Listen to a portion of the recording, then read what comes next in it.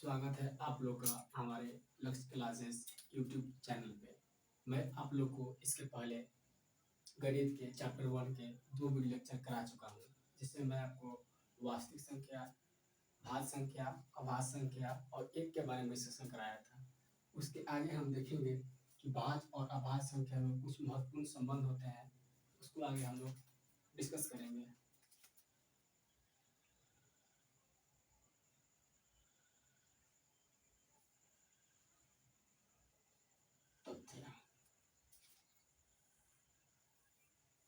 Question exam में यहाँ से पूछते हैं, डायरेक्टिव पूछते हैं क्वेश्चन। यहाँ से पूछता है ये क्वेश्चन कि सबसे छोटी भाज्य संख्या क्या होती है। सबसे छोटी भाज्य संख्या क्या होती है, यहाँ पे पॉइंट बनाएंगे। सबसे छोटी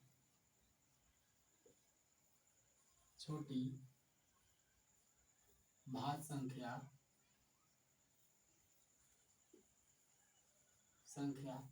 जो सबसे छोटी भाज्य संख्या होती है ना, भाज्य संख्या की परिभाषा हम लोग आप लोग को बता चुके हैं। सबसे छोटी भाज्य संख्या होती है 4। सबसे छोटी भाज्य संख्या क्या होती है? सबसे छोटी भाज्य संख्या होती है 4 होती है। 2 तो भाज्य संख्या नहीं होगी, क्योंकि 2 क्या है, 1 और 2 से कट रहा है। सबसे छोटी क्या हो जाएगी? सबसे छोटी होगी 4 होगी। उसके आगे देखेंगे सबसे छोटी भाज्य विषम संख्या। सबसे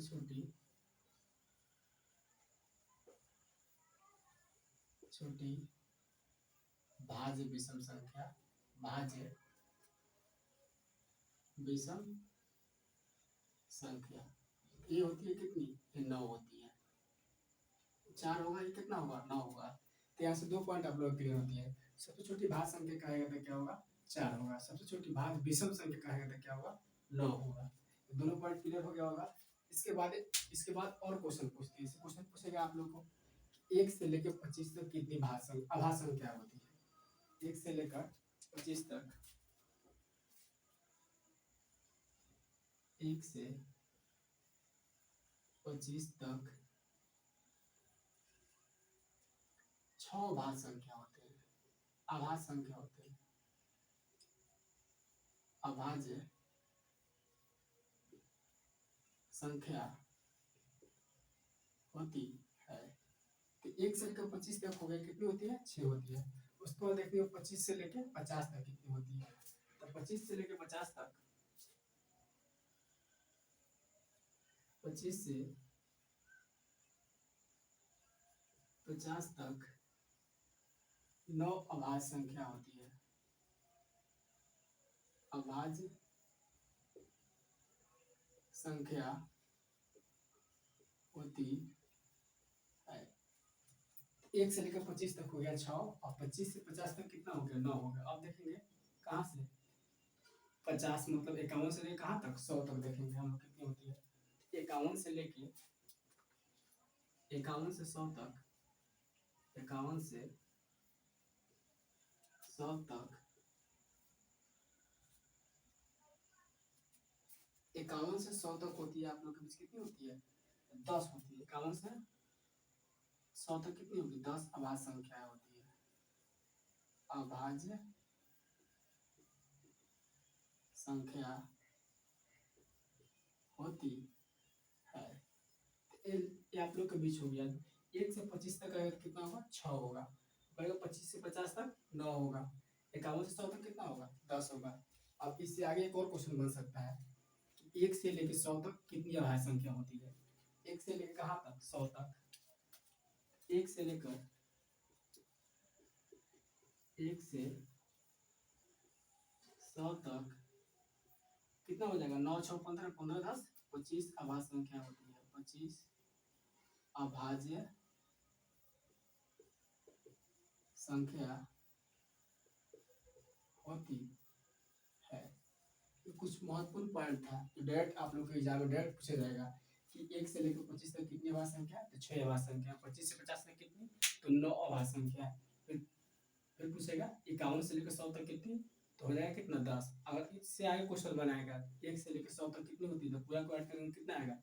25। तो 1 से लेकर 100 तक कितना होता है? 25 होता है। आप लोग इसको नोट कीजिए।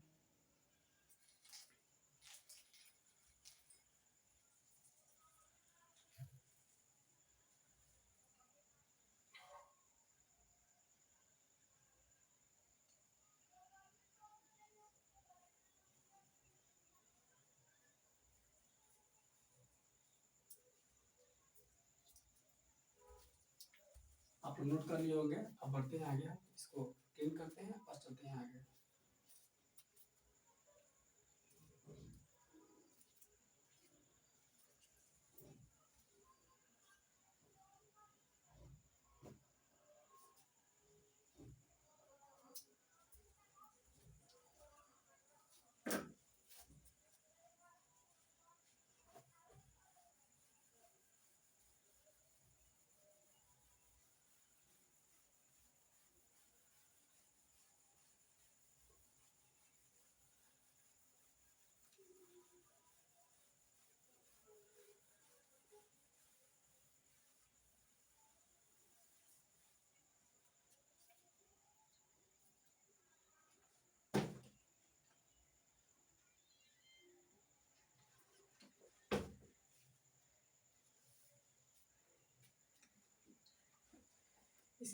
इसके बाद हम लिखेंगे आभास संख्या को। आभास संख्या को हम लोग भी दो कैटेगरी में बांट के लिखेंगे, सआभास संख्या और जुड़वा आभास संख्या। तो आभास संख्या को हम लोग बांटेंगे जुड़वा आभास संख्या और सआभास संख्या। आभास संख्या को अभाज्य संख्या, इसको बांटेंगे हम लोग दो कैटेगरी में। एक में बांटेंगे हम लोग क्या, जुड़वा आभाज, और दो में सआभाज। एक में जुड़वा आभाज, जुड़वा आभाज संख्या और दो में सआभाज संख्या, सअभाज्य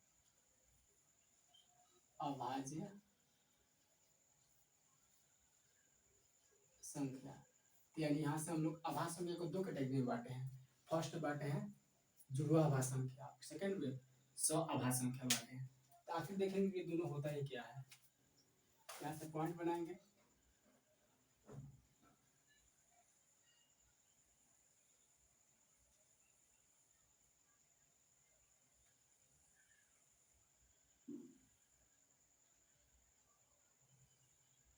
यहाँ से दो पॉइंट क्लियर हुआ।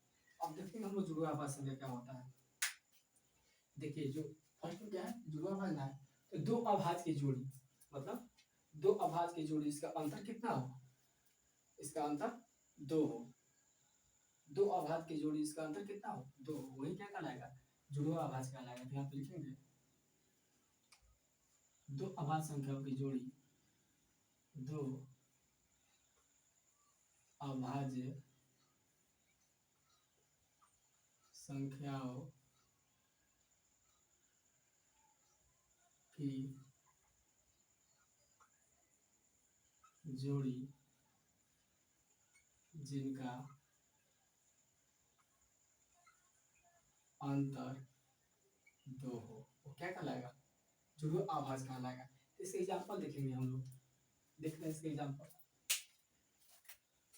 इजी, यहाँ पे देखते हैं हम सबसे पहले एक और तीन को देखते हैं। तो एक और तीन जुड़वा आभाज होगा या ना होगा देखेंगे हम लोग। तो हम एक के बारे में बता चुके हैं कि एक ना ही तो भाज होता है और ना ही आभाज होता है। तो क्या हो जाएगा, ये गलत हो जाएगा, आभाज नहीं होगा, जुड़वा आभाज नहीं होगा। फिर आगे देखते हैं हम लोग तीन और पाँच को देखते हैं। इसके बीच का अंतर कितना है, बीच का अंतर है दो, और दोनों क्या है, आभाज है, तो ई हो जाएगा। फिर देखते हैं पाँच और सात को देखते हैं, पाँच और सात को देखते हैं, ये भी हो जाएगा। फिर देखते हैं हम लोग कितना, 11 और 13 को देखते हैं, ये क्या हो जाएगा, भाज हो जाएगा, आभाज हो, जुड़वा आभाज होगा। फिर इसके बाद देखते हैं हम लोग कितने को, 17 और 19 को देखते हैं, 17 और 19 को, ये भी क्या होगा, ये भी भाज हो जाएगा, जुड़वा आभाज होगा। फिर आगे देखते हैं हम लोग क्या, अब सौ आभाज देखते हैं। इसी प्रकार संख्या आगे बढ़ती ही जाएगी, जिसके बीच के अंतर क्या हो, दो हो, और दोनों की दोनों संख्या कैसी हो, दोनों संख्या आभाज रहनी चाहिए, वही क्या कहलाएगी, जुड़वा आभाज संख्या कहलाएगी। फिर आगे देखते हैं हम लोग क्या, सौ आभाज संख्या देखते हैं। इसका लिखेंगे परिभाषा, दो आभाज संख्याओं की जोड़ी अभाज्य संख्या का जोड़ी जिसका कॉमन फैक्टर, मतलब दोनों में उभयनिष्ठ एक हो। कॉमन फैक्टर का मतलब क्या होता है, दोनों में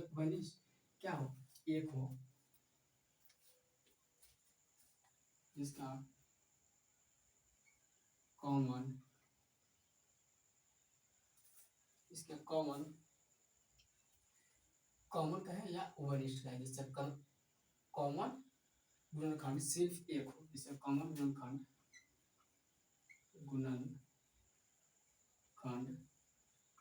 सिर्फ एक हो, वही क्या कहलाएगा, वही सहअभाज्य कहलाएगा। जुड़वा अभाज्य हो गया, उसके बाद सहअभाज्य का भी डिफिनेशन हो गया क्या, दो अभाज्य संख्याओं की जोड़ी जिससे क्या हो, कॉमन गुणनखंड सिर्फ एक हो, वही क्या कहलाएगा, सहअभाज्य कहलाएगा। अब इसका एग्जांपल हम लोग देखते हैं, एग्जांपल लिखते हैं 4 और 9। इससे अभाज्य हुआ कि नहीं, आप लोग देख कर बताइए।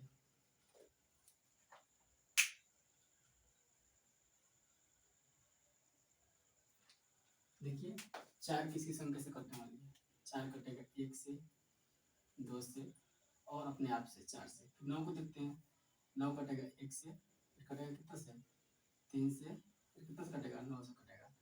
तो इसका देखिए कॉमन गुणनखंड देखना है, यहाँ पे भी कितना है, हम यहाँ पे भी देखेंगे तो यहाँ पे भी 1 आ रहा है, यहाँ पे भी क्या आ रहा है, 1 आ रहा है। इसका कॉमन गुणनखंड भी आ गया, और दोनों में से क्या है, यही क्या हो जाएगा, सहअभाज्य हो जाएगा। फिर अगला एग्जांपल देखते हैं हम लोग, 4 और 9 तो हो गया, फिर अगला एग्जांपल देखेंगे हम लोग क्या देखते हैं, 3 और 5 को देखते हैं हम लोग, 3 और 5 को देखते हैं, 3 और 5। 3 किसी संख्या से कटेगा, एक तो 1 से 1, 3 से, 5 को भी सही, एक तो 1 से 1, 5 से। इसमें भी कॉमन गुणनखंड क्या हो, 1 है, यहाँ पे 1, यहाँ पे 1, ये क्या कहलाएगा, सहअभाज्य कहलाएगा। तो ये रहा आप लोग के बीच क्या, आभाज्य संख्या को हम लोग 2 कैटेगरी में बांटे हैं, एक जुड़वा आभाज्य संख्या, एक सहअभाज्य संख्या बांटे हैं। इसी प्रकार आभाज्य संख्या को हम लोग कितने भागों में बांटते हैं, 2 भागों में, जुड़वा आभाज्य और सहअभाज्य बांटते हैं। आप लोग इसको जल्दी नोट कीजिए।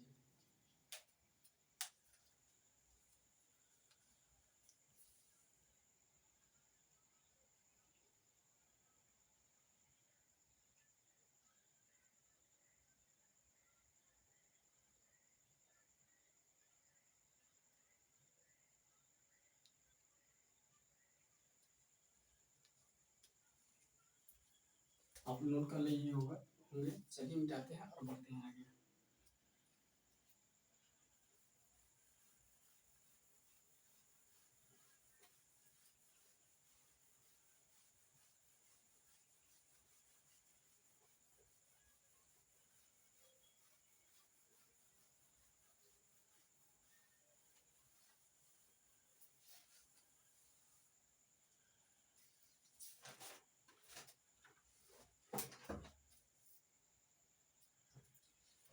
तो देखिए हम लोग वास्तविक संख्या पढ़ लिए, लोग भाज्य संख्या पढ़ लिए, लोग भाज्य पढ़ लिए, इसके बाद हम आगे की संख्या पढ़ेंगे। अगला संख्या क्या रहेगा मेरा, प्राकृतिक संख्या रहेगा, जिसे इंग्लिश में हम लोग क्या कहते हैं, लोग इंग्लिश में कहते हैं नेचुरल नंबर। अगला संख्या का हेडिंग डालिए प्राकृतिक संख्या, प्राकृतिक संख्या। अगला हेडिंग क्या रहेगा, प्राकृतिक संख्या रहेगा। अब देखेंगे प्राकृतिक संख्या होता क्या है। देखिए हम लोग शुरू से ही पढ़ते आ रहे हैं प्राकृतिक संख्या आखिर होता क्या है। तो गिनती की संख्या को हम लोग क्या कहते हैं, प्राकृतिक संख्या कहते हैं। इसमें क्या क्या स्टार्ट होता है, गिनती की संख्या को, गिनती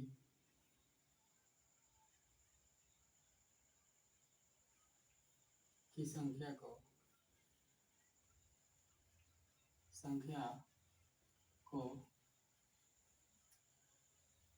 प्राकृतिक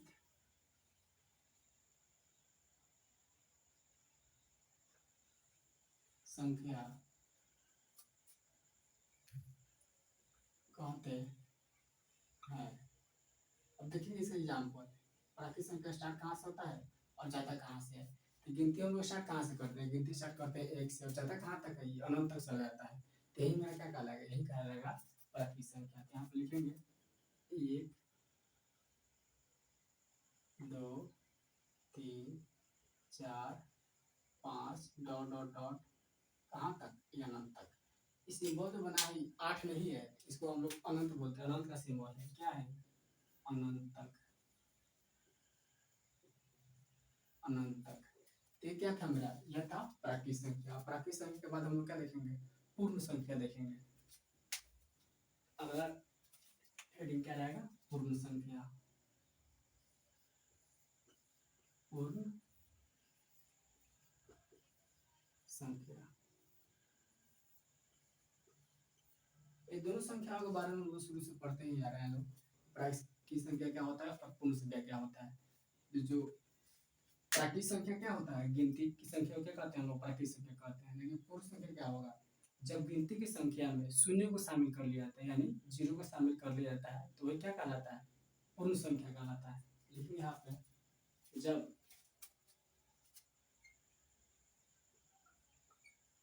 गिनती की संख्या में की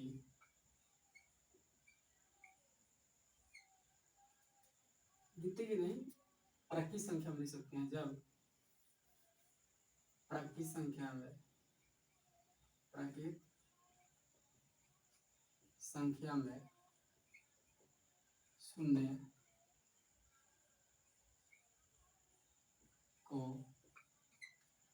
शामिल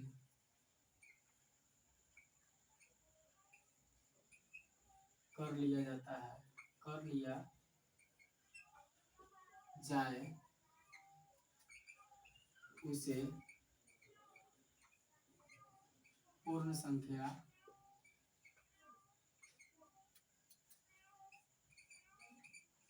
कहते हैं।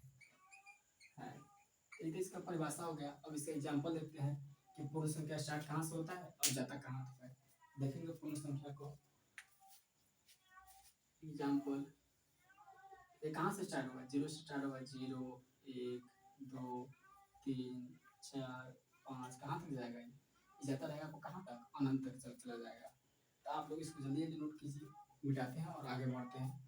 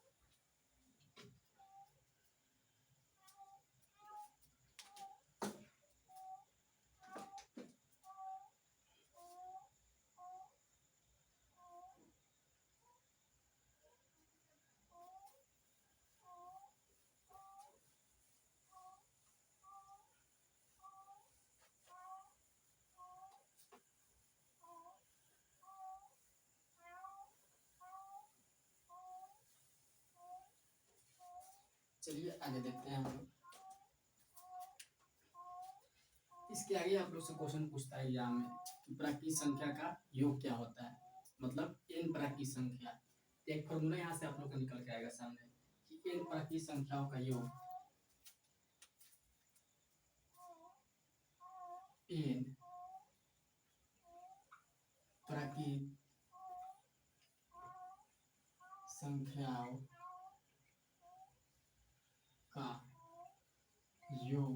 कहीं कहीं आप लोग को योग मिलेगा, कहीं कहीं क्या लिखने को मिलेगा? कहीं योगफल लिखने को मिलेगा। तो क्या होता है इसका फॉर्मूला? होता है n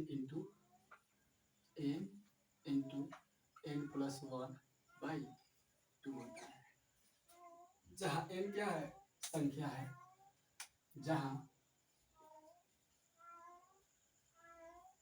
n संख्या है। अब मैं ऐसे एग्जाम्पल आप लोग को करा रहा हूँ। देखिए क्वेश्चन कैसे पूछता है एग्जाम में।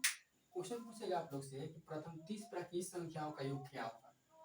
30 की जगह पे कुछ भी रह सकता है। प्रथम 40, प्रथम 50, प्रथम 60, प्रथम मतलब कितना भी रह सकता है। तो क्वेश्चन यहाँ से हम लोग करेंगे।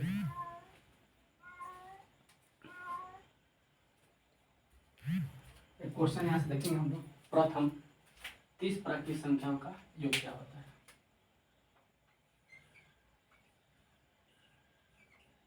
प्रथम 30 प्राकृत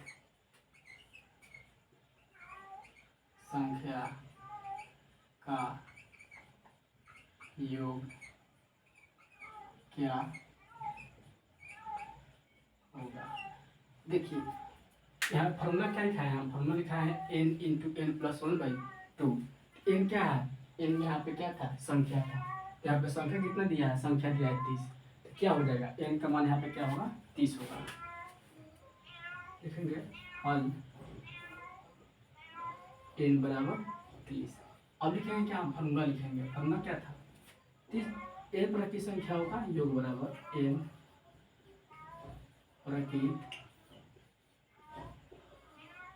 संख्या का योग। क्या लिखे हैं फॉर्मूला, फॉर्मूला है N into N plus one divide में कितना है, डिवाइड में 2 है। अब एन का मान यहाँ पे कितना दिया है मेरा, 30 है। तो यहाँ पे क्या रखेंगे हम, सिंपली 30 रखेंगे। फिर यहाँ पे भी एन है तो यहाँ पे भी 30 रखेंगे प्लस 1।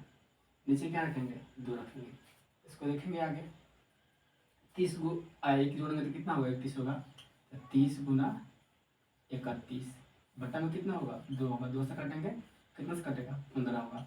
अब 15 को मल्टीप्लाई करना है कितना से, 31 से। तो 15 एकम 15 का 5 हाथ में, 1 5 45 45 है 46। तो कितना होगा, प्रथम 30 प्राकृतिक संख्या का कितना हो जाएगा, 465 होगा। तो प्राकृतिक संख्या का यहाँ से क्वेश्चन पूछता है आप लोग को, या ऑब्जेक्टिव पूछे या सब्जेक्टिव पूछे। आप नहीं, आपको अगर अंदाज लग रहा होगा तो क्वेश्चन में उठाइए, वहाँ से क्वेश्चन देखिए, आप लोग को अंदाज लग जाएगा। इसको नोट कीजिए आप लोग।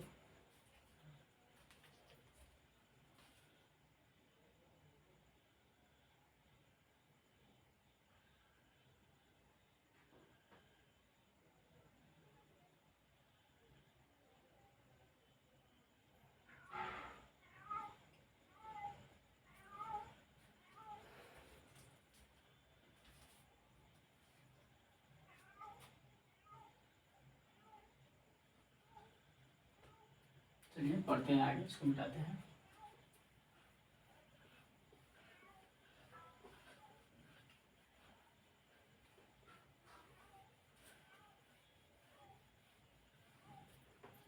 अगला टॉपिक हम लोग को पढ़ना है क्या है, तो प्राकृतिक संख्या का वर्ग हो गया, योग हो गया। आगे पढ़ेंगे हम लोग क्या, थोड़ी संख्या के बारे में लोग जानेंगे, लोग स्थानीय मान और जातीय मान। यहाँ से भी एग्जाम में क्वेश्चन देखने को मिला है, पूछता भी है। ऑब्जेक्टिव यानी कि अब 100 कर दिया गया तो क्वेश्चन तो मिल नहीं रहा है एग्जामिनर को, कहीं से उठा के कहीं डाल दे रहा है। तो एक टॉपिक और हम लोग समझ लो क्या, जातीय मान और सजातीय मान। यह ऐसा टॉपिक है जो हम लोग क्लास 6 से पढ़ते आ रहे हैं, और 10th में भी इससे क्वेश्चन आ रही है, यानी 10th के बाद भी आ रही है, कंपटीशन में भी क्वेश्चन इससे देखने को मिली है। ऐसे रेलवे का एग्जाम उठा कर देख लीजिए, वहाँ भी क्वेश्चन यहाँ से मिली है आप लोग को। देखते हैं कि क्या स्थानीय मान और सजातीय मान देखते हैं।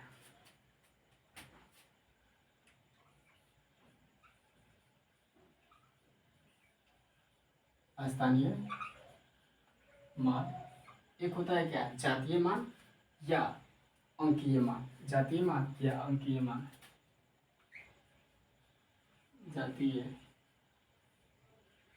मान या इसे क्या बोलते हैं, अंकीय मान। अंकीय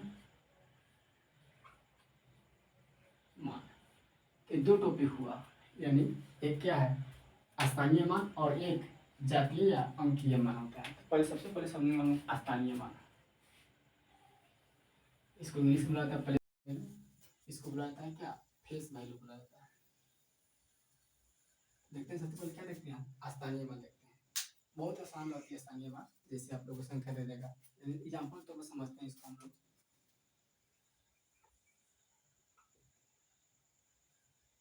6 4 3 2 5। अब यहाँ से एग्जाम में क्वेश्चन आ गया, 4 का स्थानीय मान बताया, 3 का स्थानीय मान बताया, इसमें कौन कौन संख्या है, 2 का स्थानीय मान बताया, 5 का स्थानीय मान बताया। देखिए जिस संख्या का स्थानीय मान पूछे उसके बाद जितनी संख्या रहेगी उतने जीरो लगा देंगे। जैसे 2 का स्थानीय मान कितना हो जाएगा, देखेंगे हम। 2 के बाद कितनी संख्या है, मात्र एक संख्या है, तो 2 पे कितने जीरो, एक जीरो। फिर कह देगा 4 का स्थानीय मान, 4 का स्थानीय मान 4 लिखेंगे। 4 के बाद कितनी संख्या है, 1 2 3, तो यहाँ कितने जीरो, 1 2 3। फिर कह देगा 3 का स्थानीय मान, 3 का स्थानीय मानते क्या होगा, 3 के बाद कितना है 1 2, तो कितना हो जाएगा 3 पे 2 जीरो हो जाएगा। अगर 5 का पूछ ले, 5 का स्थानीय मान पूछेगा तो क्या होगा 5 ही होगा। तो ये तरह स्थानीय मान इस सिंपल डिजिट मेथड आप लोग देख लिए। अब देखिए दशमलव में कैसे क्वेश्चन बनाते हैं यहाँ से, इसको आप नोट कीजिए। दशमलव लाके एग्जाम्पल देखते हैं हम लोग।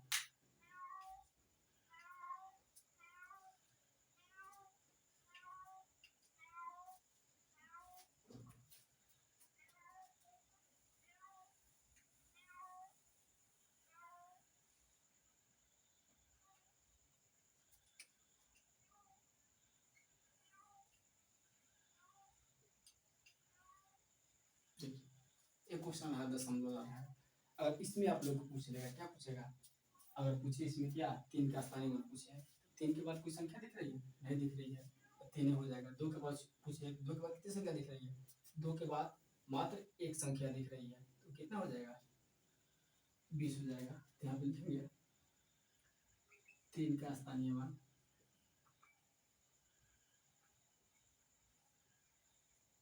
क्या होगा 3 होगा। 2 का स्थानीय मान क्या होगा 3, 2 के बाद कितनी संख्या है, एक संख्या है, तो कितना जीरो होगा, एक जीरो होगा।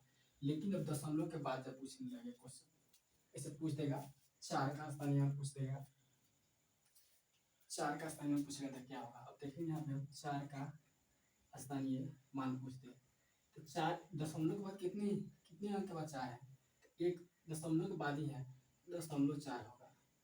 और पूछ दे 6 का स्थानीय मान, दशमलव के बाद 6 का नंबर पे आ रहा है, 2 नंबर पे आएगा, तो 0.06 हो जाएगा। और पूछ देगा 8 का स्थानीय मान, 8 कितने अंक पे आ रहा है, 0.008 हो जाएगा। तो आप लोग नोट कीजिए।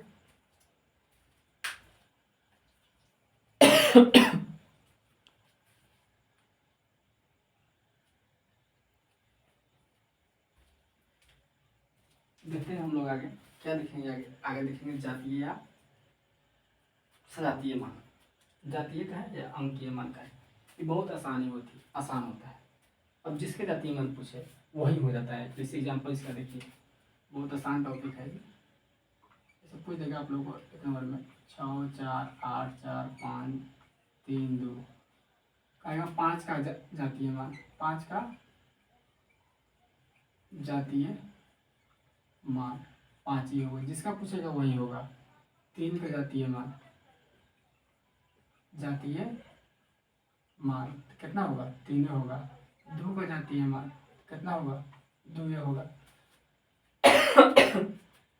आप लोग इसको नोट कीजिए। चलिए क्लास को मैं यहीं पर समाप्त करता हूँ। आगे मिलेंगे आप लोग को एक नए वीडियो में नए टॉपिक के साथ। अगर आप इसके पहले के वीडियो नहीं देखे हैं तो आप मेरे यूट्यूब चैनल पर जाएं और वहाँ सारी प्लेलिस्ट बनी हुई है। प्लेलिस्ट गणित 2026 करके बनी होगी, मैट्रिक परीक्षा 2026 करके। वहाँ से आप line by line video number 1 video number 2 सब थंबनेल लगा हुआ है, वहाँ से आप लोग लाइन बाई लाइन सीक्वेंस से वीडियो देखिए। चलिए मैं क्लास को यहीं पे स्टॉप करता हूँ।